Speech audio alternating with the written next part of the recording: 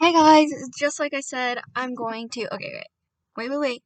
Hold the phone. What are we doing first? You guys are subscribing, hitting that like button, and telling all your friends. You're getting out your phone right now. You're texting all those people. You're like, hey, I know this super cool audiobook lady on YouTube, and she's just like the bomb. So go check her out. Here's her link, and there you go, guys. um when we're on the topic of links, down below will be links to my other channels, my sister's channel, and yeah, so let's just get right into this. It'll also have my social media, but we are on Last Chance Books by Kelsey Rodkey, and we're really loving it. So yeah, I'm seeing what we need to read. So I have a list of what we need to get done today, but I'm only gonna do one more chapter after this. Don't worry, the car lights just went off. um I just have to finish some things, turn this back on. So yeah, let's just get right into it. We're on chapter 6, page 64 if you have a hard copy, but I don't think this book is like extremely well known. So yeah. Last Chance Books, Kelsey Rodkey, chapter 6, page 64. Let's get right into it. Dolly insists on making me breakfast the next morning, and I insist on pouring over the sales and expense reports Astrid finally and begrudgingly hands me before she leaves for work. Things aren't looking good, and I don't just mean that Dolly has overcooked the pancakes and grease from the bacon and hitting the back. Oh wait, I don't just mean that Dolly is overcooking the pancakes and grease from the bacon is hitting the backsplash. The store is struggling to stay afloat. We're in over our heads. B&M is drowning. All the oh crap metaphors. "What you looking at?" Dolly asks, her spatula in hand as she leans over my shoulder. I sniff. Something's burning. Shoot. She rushes over to the stove and removes the pan, holding burnt bacon from the coil. The smell fades as she powers the fan on the range hood and cracks open the window next to the sink. She stares at the blackened bacon. "No problem. You said you like it crispy, right?" Crispy, not charred. What a waste of perfectly good food. And money. It's not that bad. She lifts a piece, nearly dropping it. Hot! She bites into it with a snap, and flecks of black fall onto her chin and lips. Her teeth barely come together in a small, disgusted bites, her face fighting a cringe. "With a little syrup, it'll be fine," she says, turning toward the sink and trying to hide the fact that she spits it out. Typical. Trying to feed me something she wouldn't eat herself, and we don't even have a disposable in the sink. I search for an excuse. Vegetarian. You said you like bacon, and I saw you eat meatballs the other day. I tossed the reports on the table. They were vegetarian. No, they weren't. I ate them and they were pure whatever meatballs are made out of. I'm trying to spare your feelings. She leans against the stove before recoiling and turning the burner off. What do you mean? I don't want to eat your terrible food. You don't have to cook while you're here. No one is expecting you to. I don't even know how she's taking care of herself all this time. Probably takeout, which would be perfect excuse why she didn't have any funds to visit more often. Not that she wanted to. My mind drifts to Buns, the bakery by B&M, and my stomach growls. Dolly's pancakes are probably as hard and as cold as ice by now. Well, Dolly starts, but I cut her off by pushing my chair away from the dining room table and collecting my papers. What? How about lunch? How about we go to eat somewhere? I grab my bag hanging by the chair and sling it over my shoulder. Maybe, but not today. I'm busy. Do you think Benny will want to? She calls after me when I head toward the front door. Is he coming back from Sterling soon? I pause, wondering the same thing. He was here for dinner on Sunday, but he didn't stick around. He's supposed to have our weekly dinner with Astrid and Sterling tonight, but I don't think that's still the plan. All bets are off when Dahlia shows up. She throws everything into chaos. Glance over my shoulder and shrug, grabbing my keys from the hook by the door. Couldn't say. I thought he only stayed the weekends with Sterling. Well, it's summer and that's his dad, so... I open the front door, expecting her to whine about how she's his mom and she never gets to see him, her own fault on both accounts. But she stays silent. I bet the mess in the kitchen will still be there when I get back tonight, but for now, I choose not to think about it. I've got a different mess to deal with, one that involves money and potentially getting a new job. I don't think we can save it. Benny looks up from his iced coffee, some light brown drink I didn't catch the name of, and raises eyebrows. But you were so sure the other day. Before I actually saw the numbers, I stab at the reports on the little table between us. We're going under fast. I texted him on my way out of the house, thanks to Dahlia putting him on my mind, and met him at Bun's for his first break from work. There's still a decent line for the register, despite the morning rush ending, but the bakery is pretty empty otherwise. I've been pacing myself with a warm chocolate chip muffin for the last 10 minutes, making it last. It's unfortunate the same thing can't be done for B&M. So, what do you want to do? He asks, his attention on whatever he's typing on his phone. The answer eats away at my stomach, the acid inside the sweet, gooey chocolate. Like the acid inside the sweet, gooey chocolate. I can't say it. I wouldn't be able to take it back. But life is expensive. I have car payments I need for books. I have car payments I need for books, the desire to keep my clothes slightly stylish, and gas in my car. I pay my own cell phone bill. I pay my own cell phone bill, have college to consider. The unnecessary and expensive textbooks won't pay for themselves. Neither will my as yet undecided major. Does Shippensburg have a major for you if your plan was to run the family bookstore? Now, that might not be an option. Business with a minor in... even though that might not be an option. Obviously, I want to keep the store open.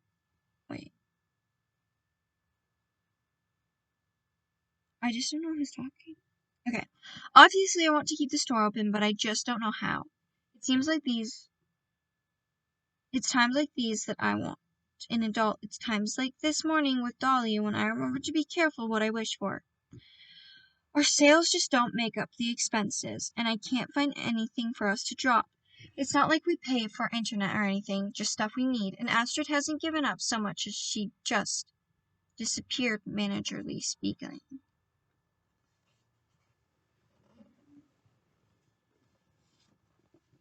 He stares at me for a moment and then starts laughing to himself. What? I was going to suggest you sell more books, but that's not really working out for us right now. I smack his arm. He leans out my reach, taking his coffee with him. You should be more concerned about where the money for your soccer camp is going to come from. I pull off a chunk of muffin. When are you coming home? I don't know. I might stay with Sterling, let the ladies take home base. Those words came straight from Sterling's mouth. I gently tapped my foot against his shin. Seriously, though. He avoids my gaze by looking out the window. Visible at the very corner of the frame is prologue. Makes the acid bubble in my stomach again.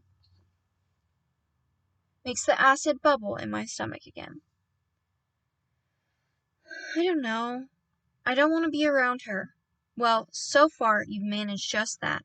I'm the one stuck with her. By myself. Yeah, but if she stays, I'm the one stuck with her for years while you're away at school. He sips his drink. The summer seems like a gracious trade. I groan, laying my arms and head on the table. Why can't we just suffer together?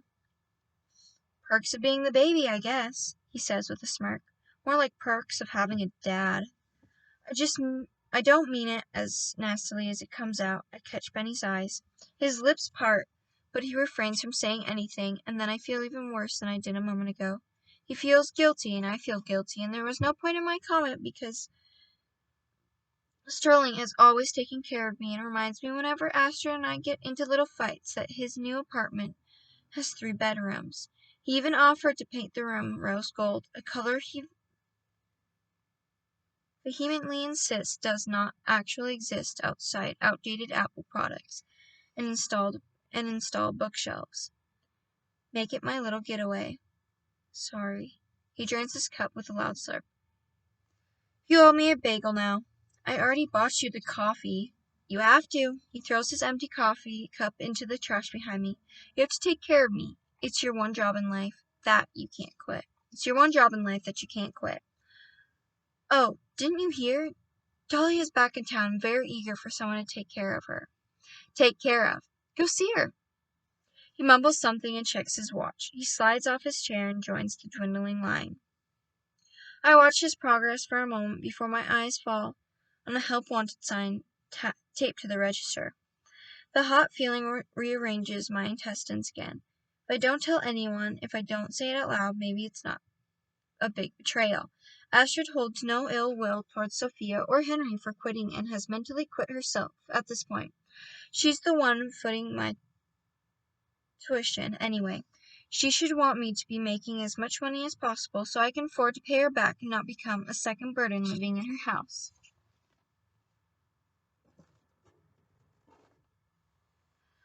I could totally be a barista or a baker or whatever. I bypass Benny before I realize my feet are moving, ignoring the complaints behind me, all for money. I ask a worker selecting a cinnamon roll from a case if I can get an application when she has a moment. She's happy to oblige once the customer pays. With the paperwork in hand, I pass Benny and he does the my lips are sealed motion. I ignore that, telling him I'll see him late for dinner, not really stopping to give him a chance to bail. I leave Buns, the application burning a hole in my palm as I walk down the street to my car. It's hard to tear my gaze away. One application isn't the end of the world. Maybe I'll apply, and when I don't get the job, I'll take it as a sign from the only God I believe in, Thor, that I'm not. I'm sorry, Thor. That I'm not meant to leave B&M. But if I'm taking some random things as signs, I don't know what it means when I run into Jasper Hamada. Literally.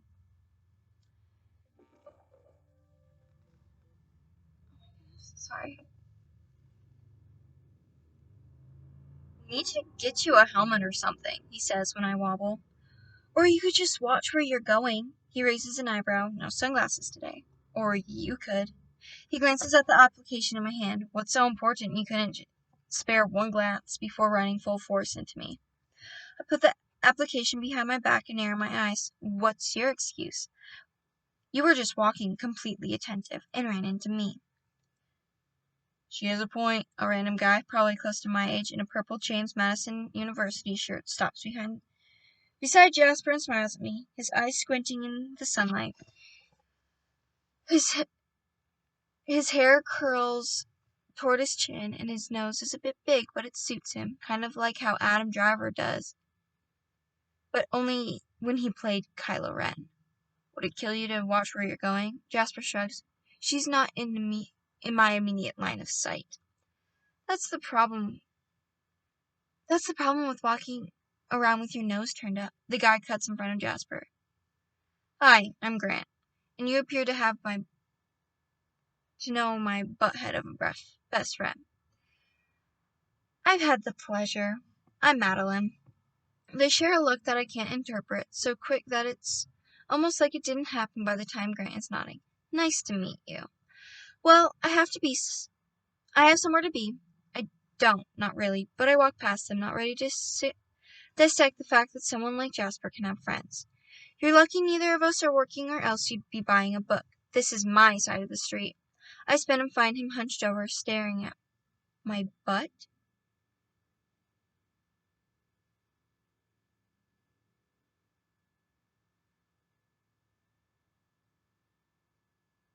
Oh. I spin and find him hunched over, staring at my butt. Grant smacks Jasper's arm. What are you doing? He blossoms painfully on my cheeks. Is that an application? Jasper points down and I assume to where my hand still clutches the application behind my back. And why do you assume I'm not working? I take his tight lordy t-shirt, dark blue jeans with holes in the knees that appear to be patched with some cartoon donut fabric, and his best friend practically glued to his hip. Call it a hunch. Was it my lack of name tag that gave it away? His lips twitch while he tries to keep his face serious. The fact that I'm not in the store. You're hilarious, I say. You should take your act on the road. I spin on the sidewalk and head toward the car again. Seriously, feel free to leave as soon as possible. Like, right now. What are you doing? It's a stupid question, really. He's walking next to me, his long strides cut in half so he doesn't pass me. A better question would have been why. Why is he walking next to me? Didn't he get my hint to leave? Grant catches up with a sigh. I stop. Jasper stops. Grant stops. Jasper frowns. Are you worried that your store is closing? I stare at him, hating the paperwork in my hand, wishing Buns had online applications, so no one would see proof of my treachery except for the person who would hopefully hire me to be a barista, baker, whatever. No? Then why are you filling out applications to work somewhere else? To work elsewhere? He bites his lip. Buns? I like their food. I immediately regret saying it because it's not cute to talk about food with guys, right? Then again, why do I care? Everyone needs to eat, and I don't even like Jasper. Bangin' chocolate chip muffins, made fresh every day. Oh, that sounds good. Grant clutches his stomach and shoots Jasper a slack-jawed look. I'm hungry, bud. You ate breakfast like an hour ago, Jasper says. He turns to me. You sound like a walking advertisement for them. Did you get the job already? What else is banging there? It's not even that sunny or hot out yet, but the warmth in my face persists. A breeze flutters my threadbare tee, and there I go, feeling self-conscious about my body again, all because I admitted to liking a really delicious breakfast carb that anyone in their right mind would like. The coffee cake muffins, Grant says, answering him without him, even though Jasper and I face each other, putting him on the outskirts of our attention. I probably won't even reply. I cross my arms over my chest, adjusting my shirt on the way. That's a shame, Jasper says. I thought it was a smart move. Jumping ship. Excuse me? He shrugs, stupidly ignoring Grant's gesture to abort, do not speak, from beside him. If you think the store is going to close, it's better to look for jobs while you still have one than to scramble for one after the place tanks. Words fight for my dominance in my mouth, but nothing is brave enough to come out. I struggle with my point with an insult in the face of his self-assertiveness. Prologue would be happy to have you on our team if you would come to your senses, he says with a smile too convincing to be sincere.